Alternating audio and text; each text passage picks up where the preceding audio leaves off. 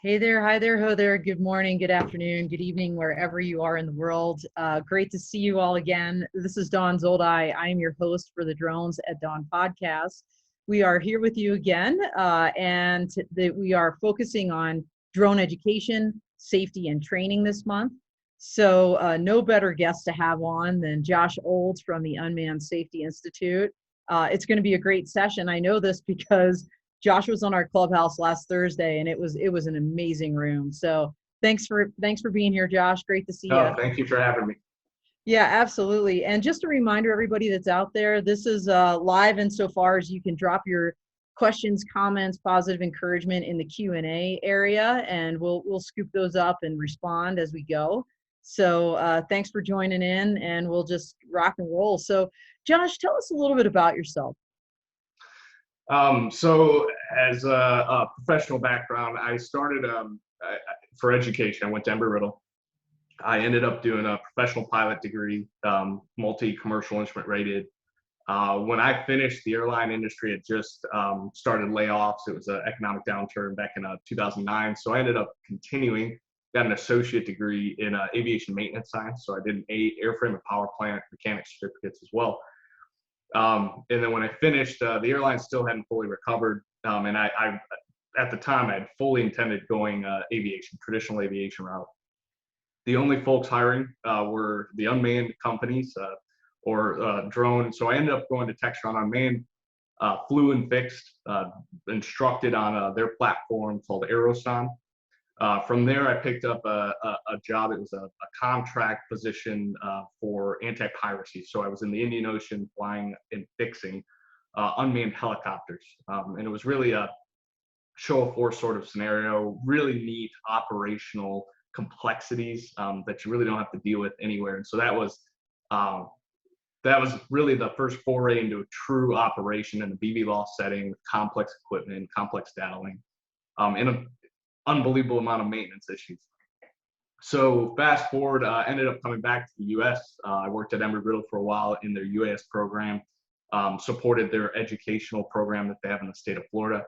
And around that time, I started a company called Unmanned Safety Institute. This was around 2014, 15. So it started actually as a services company, and then USI was a spinoff of the services company, and it was focused on aviation safety practices.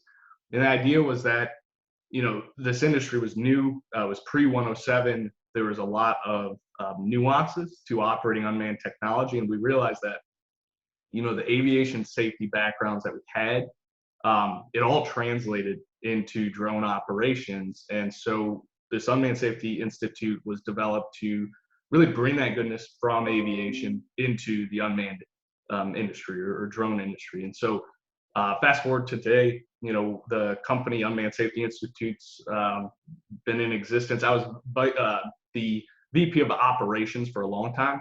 And around 2018, I took over as president of Unmanned Safety Institute. And fast forward to today, here we are.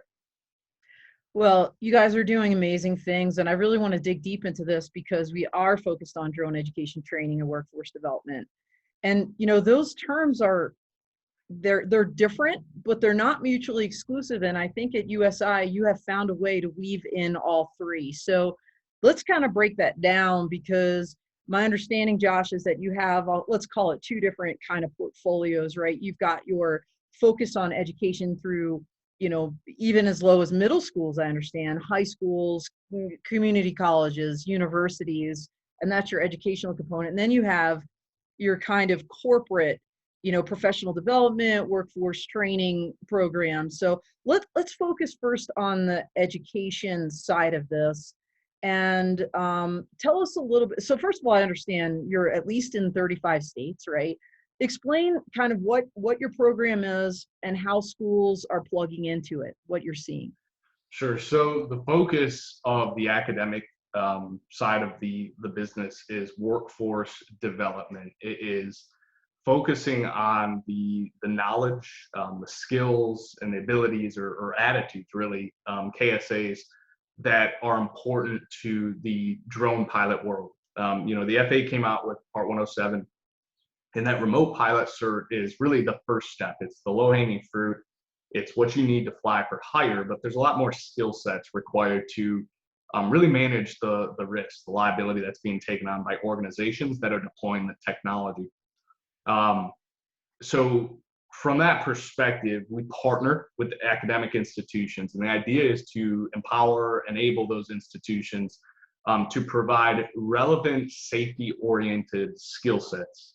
It's not the end-all, be-all for what somebody needs to know and understand to go enter the workforce, but what it is it's the knowledge and the background that an individual needs to understand to manage the risk, whether it's risk assessment, maybe it's crew briefings, maybe it's components of communication, crew resource management, human factors, ADM.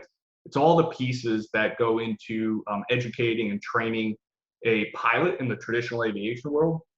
It's a similar concept. It's just geared towards the drone community. It's geared towards remotely piloted aircraft at the size and complexity of the operation. And so in the academic world, we have secondary education, which, back in 2015, that was primarily in 9th through 12th grade. And what we found over the years is it continues to get pushed down into the middle school environments because they want skilled workforce programs. They want educational content and certifications that are lending itself to employability, and it's maintaining the relevance and applicability so that what they're learning and certifying on in the secondary environment has a direct implication on their ability to either find work upon exiting high school or continuing with advanced standing into the community college or the university environment. And The your, idea is that we're just enabling. and I was going to say your programs, they kind of feed each other, right? So to the extent that a school, like let's just say Buena Vista High School, go Colorado, right? Taylor Albrecht out here is working with you. I know, just got that program out at Buena Vista. Those kids come out, they'll get their Part 107, most of them, right? They'll get the certification. And then they'll also get USI special certifications. And those often then will feed right into colleges right here in Colorado that kind of have that next level. Is that right? Yeah, so the idea is in each state that we enter, it's about creating a network, an infrastructure for pathway programs, meaning that if you start in the secondary environment, you have options as you continue into your future. I mean, the whole idea of this program was to build a framework from which individuals that are earning these educational training certifications, they have options as they progress. And by working with the secondary and the post-secondary environment, we haven't even started talking about the commercial front. The idea is that we're developing an ecosystem inside of a state dynamic where by coordination through the Department of Education, all of the school systems, the way those courses flow, and then looking at it from a risk-based perspective. So in secondary, they're focusing on low-risk operations, but they're getting their RPC. They're learning to fly aircraft that are low risk to a high school, embedding them into their frameworks. Yep. Then they're able to transition into the community college environment or the four-year university, depending upon what they want to do with their career. And the idea is as you progress into the collegiate environment, it should be more advanced, more complex risk because you're continuing to level up in what you know and how you're managing that risk as you go. So it may be group 1 technology in the secondary environment and group 2 technology in the community college environment, and then eventually group 3 technology in the university environment. They each bring a new level of risk based upon the complexity of the systems, based upon the complexity of the airspace that they have to operate in. And so by developing this pathway, it gives them the ability to make those decisions to find employment and then go back to college or go to college and then find employment. There's all sorts of options, but it's all tying together. Now, we talk about this all the time because it's so difficult sometimes to find funding in schools.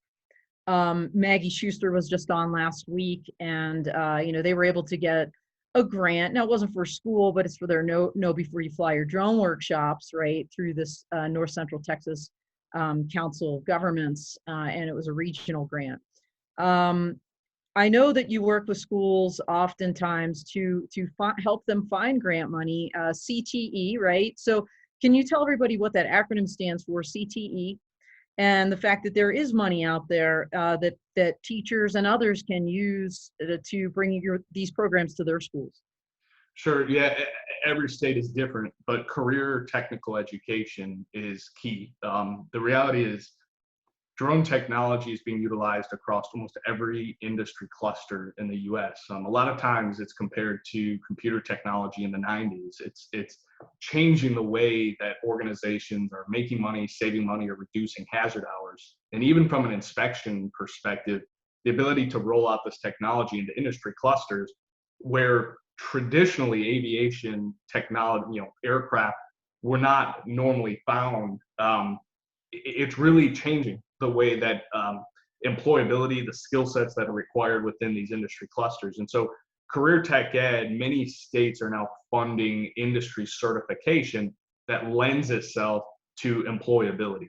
And so the unmanned or drone certification that USI offers, it's safety oriented. It's focused on the liability and the risk management, which many organizations have the risk management departments, their environmental health and safety. It's driving a standard for internal scaffolding of the talent internally. So if you're going to fly an aircraft 20 pounds and under, here's the knowledge and the training you need. And here's the USI certification that equates to. If you're going to fly an aircraft that's a group 2 or a group 3 or in a beyond visual line of sight setting, there's a higher level of education and training that you need to do that. And so the funding sources that are tied to these are different in every state. And there's state funding and there's federal funding. And so at the federal level, some programs will use Perkins funding. It depends on, it all depends upon the school, what kind of programs are available to them. And it also depends on the state and how academic and workforce funding at the state level flows. Not to get into the details of every state, but there's also workforce development dollars. So if you go to the workforce offices in your local regions, many of them have dollars tied to workforce development or career change dollars. And so sometimes it's getting creative with the funding, because in high school, career tech ed, the whole point of those programs is preparing a learner, preparing a student to enter the workforce. That's career technical education. And so sometimes those workforce development dollars are available for that.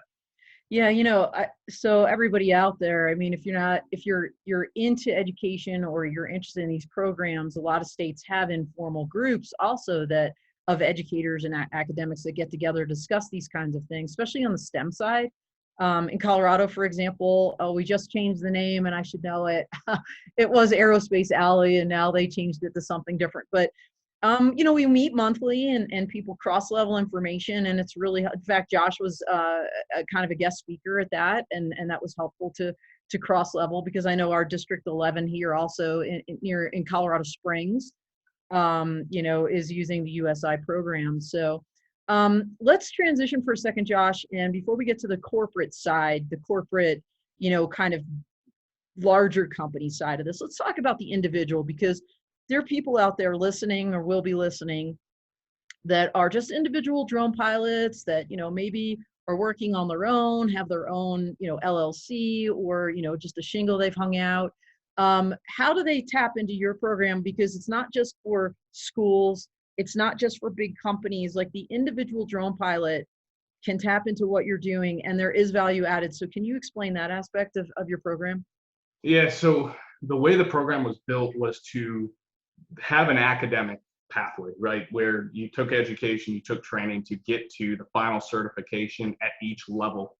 We call them stages internal to USI, but it's that aviation risk level. And so for the individual remote pilots that, let's say they would like to get safety certification, we actually had 2 ways to gain certification. The standard is the same. So the educational programs, the certifications are completed through third-party proctored entities. So the test is taken through a proctor. And so the way those exams can be taken are, there's a virtual online component to taking that exam. There's also an experience-based process to basically gaining the capstone of what we call stage 1, which is group 1 aircraft, visual line of sight. It's called Pro Stage 1, Professional Remote Operator Stage 1 Air, and that is actually an experience-based submission. So an individual can come in and submit their flight hours. Let's say they've been flying for a long time, they have hundreds of hours. They can submit logs, and they can submit educational transcripts or CEUs or other professional programs that they've attended for approval to gain. It's almost comparable to like a Part 61 versus a Part 141 training program. The idea is you don't have to go through our training and education programs. In fact, you can just go sit for the certification exams without taking any coursework. It's the way this program has been set up is we're trying to enable the industry. We provide curriculums because we want academic institutions to be able to provide the coursework and the training to prepare a learner to get to the learning objectives required for certification. But if you're an individual that's outside of the program and you want to earn those certifications, but you've been in this industry for a while, you know airspace, you know regulations, you understand the dynamics of good factors, you can come in and just register to take the certification exam separate and apart from coursework. Well, that's a great way to pivot then to talk about the value add to that, right? Because you talked about for CTE and these schools to be able to get, if the kids don't go to college and take that next level, they have a certification on their resume that means something to industry. Same with the individual pilot that you're just referencing. How do these certifications help individuals, whether a high school graduate, a college graduate, or a remote pilot that's out there working today? And do you guys help them kind of connect with industry in some way? Do you have a career connection that will, kind of incentivize people, not only just for their own professional development and to be better pilots, but also to help them in their employment search?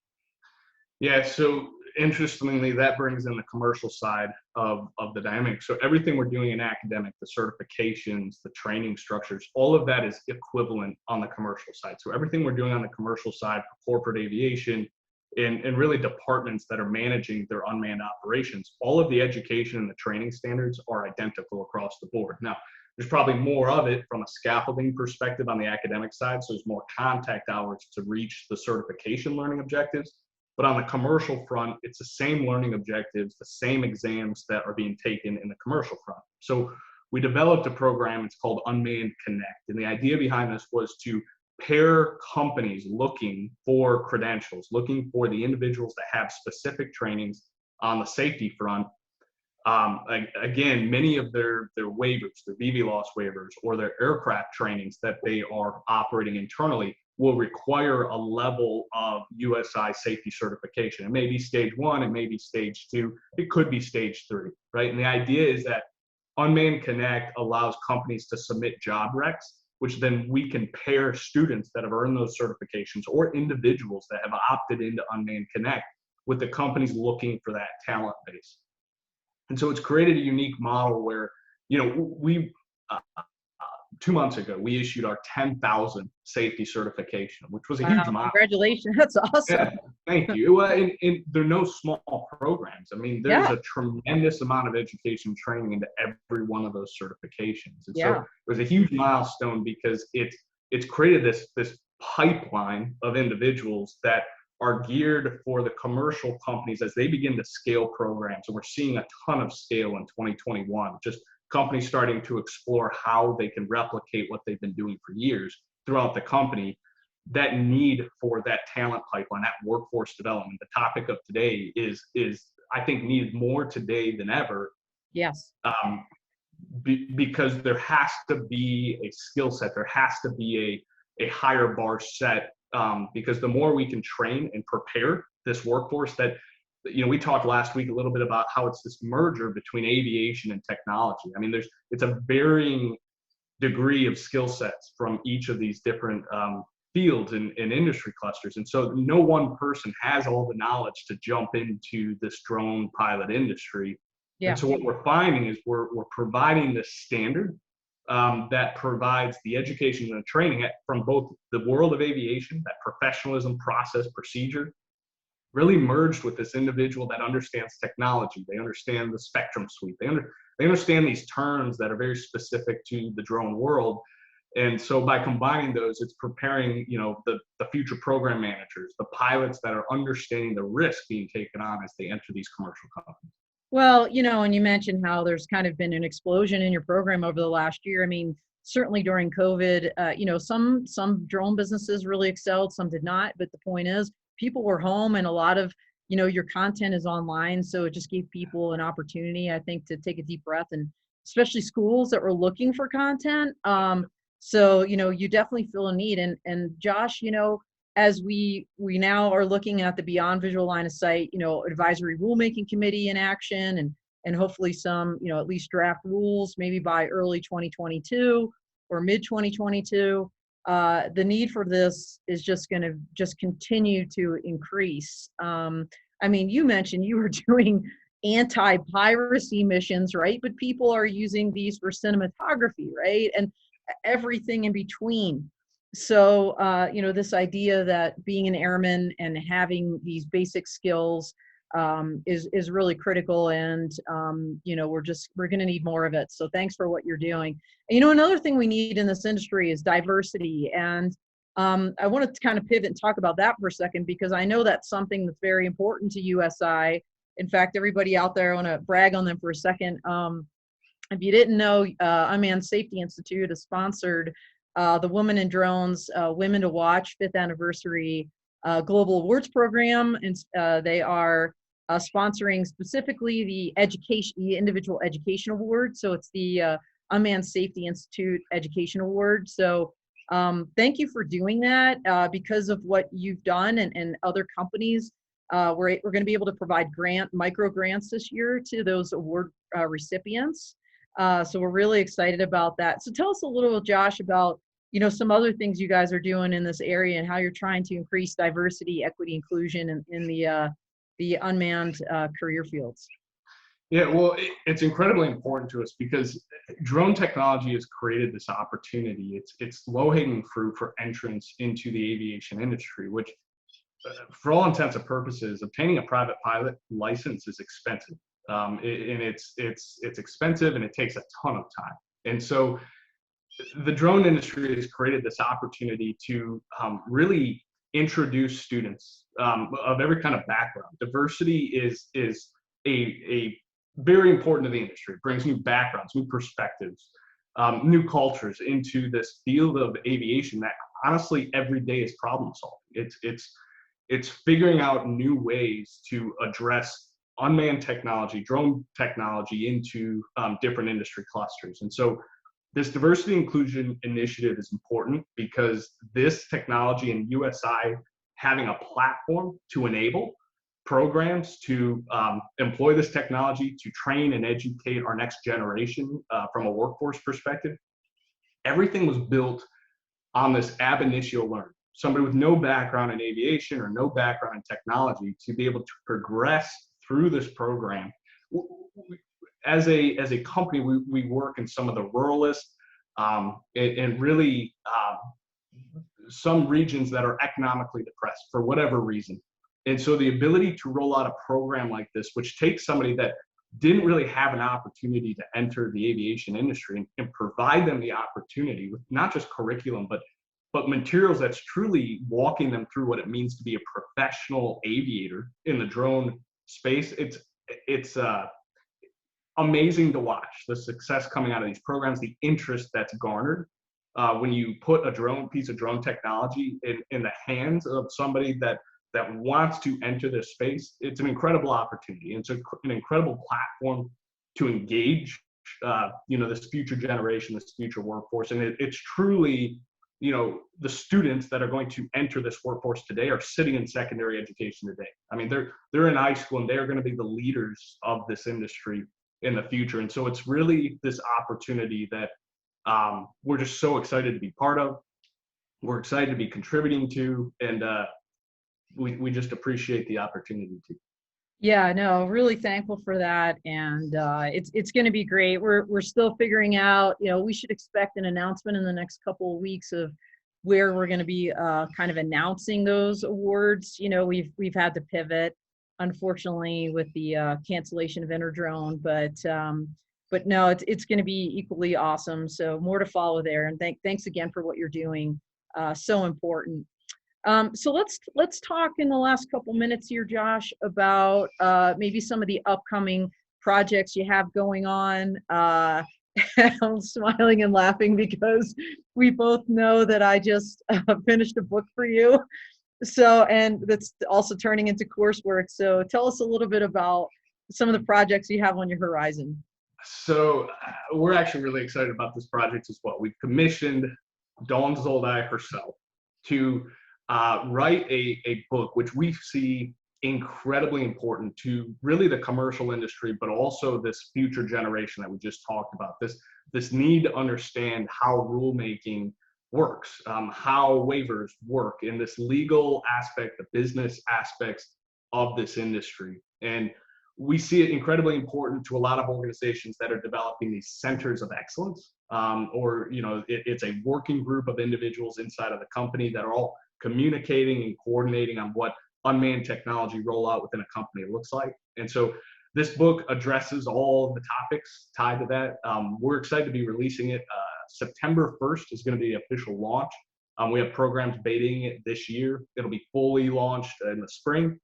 And the hope in the, I guess the goal of this content is going to be to one, have an educational arm of rolling out this education inside of colleges and inside of high schools even.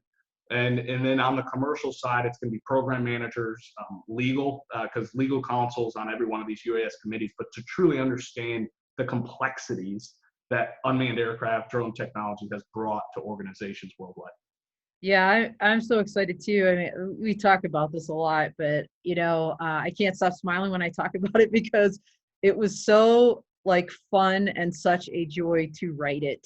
It was like my 30 years experience between the military and being a lawyer, and also an adjunct professor, history major, all of this, business matters attorney, all of it rolled into this one book, and just a ton of fun to write it. And I can't wait to see how it's received, because it's almost like I poured my entire brain into this book. So we'll see how it goes. But I really appreciate the opportunity, because being a teacher, and I'm an adjunct professor at CSU Pueblo. And as I was writing it, I was thinking, how would I teach this class? And so that really guided my thinking in, like you said, the KSAs, or the learning objectives, and what's important. What do people need to take away from this? Because honestly, as I teach kids, I call them kids, but they're not, right? They're young adults. Just civics 101, like our three branches of government, people don't know what the legislative branch does. And so it's just like, whoa, so we start there, right, in the book with chapter 1, and how the aviation, kind of regulations all feed out of this, and it all goes back to the Constitution. So excited about this. Can't wait to see the final version, and really excited. So what else, Josh, do you kind of have on the horizon? Like, what are your goals? We talked about BV loss, maybe brewing, and maybe some other content coming down the pike, maybe in the next 6-12 months, besides the book we're talking about that you and I worked on together. So BV loss is, I think, on everyone's minds. Absolutely. Honestly, as a company, that's what USI developed, everything we developed, because that's the true capability of drone technology, is this ability to operate them downrange. But there are many, many nuances in operating that kind of technology downrange, everything from the data link to encryption to the ability Weather. to... I mean, weather. Weather. I mean, Well, like who would really think about that? But how critical, and that low altitude weather. I've been talking to people about this separately, and how it's almost a mystery. Like they're still trying to figure all that out, and how does that work? And that's very significant. well, in the weather research that's being done at Yeah. low level altitudes, I mean, look, as an industry, we have research from 500 feet and above. I mean, that's all we've been researching for years and years Exactly. and years, because Exactly. that's where aviation is operating, right? So Yes. all of these climate boundary layers that exist have been researched almost to death, right? But then we look at 500 feet and below, there's very little research done in terms of the boundary layer 400 feet and below. And there's some really interesting research being done in this space. Dr. Kevin Adkins out of Embry-Riddle has some incredible research for low level boundary layer type of research. But the eddy currents that exist, the buildings, the way wind flows around trees, and Yes. it is an incredible microclimate below that level. And as we start talking about scaling aircraft and BV loss and operating advanced air mobility at low levels, Absolutely. all of this is going to come into play. And so it's complex. There's a lot of research that needs to be done. There's a lot of technological pieces that need to be fixed. It's not even, I say fixed, but I mean thought through. One of the big pieces is GPS, right? A lot of these aircraft are dependent upon GPS. And so the aircraft can be an absolutely perfect machine, but if you lose GPS and the aircraft's dependent upon GPS for any length of time, this was always a big issue in flying BV loss. When you lose GPS, even if you have a magnetometer, right, it starts to deviate over time. And so the longer you lost comms with that aircraft or positional precision, Yeah. that aircraft could be anywhere on the map. And so you start to lose the positioning. And so there's just so many operational pieces that go into it. So that's our next big focus, is that Yeah, education. that's huge, Josh. And the GPS aspect. I mean, I've been writing about that for Inside GNSS since October. And it's not something that I knew a lot about until I had to really start digging deep to write about it. And the complementary position, navigation, timing, research is being done by the Department of Transportation, DHS, DoD. In fact, I would commend everybody to go out and check out my website, P3 Tech Consulting, Inside GNSS. I've got a tab. All my articles are up there, and they kind of summarize all the latest reports as they come out. So really big deal, because GPS doesn't just fly our planes. It's virtually controls everything in our lives, almost all of our critical infrastructure, and it is vulnerable. So very, very interesting stuff, Josh, to be teaching people about, because like you said, even things like spectrum, I mean, who knows about significant.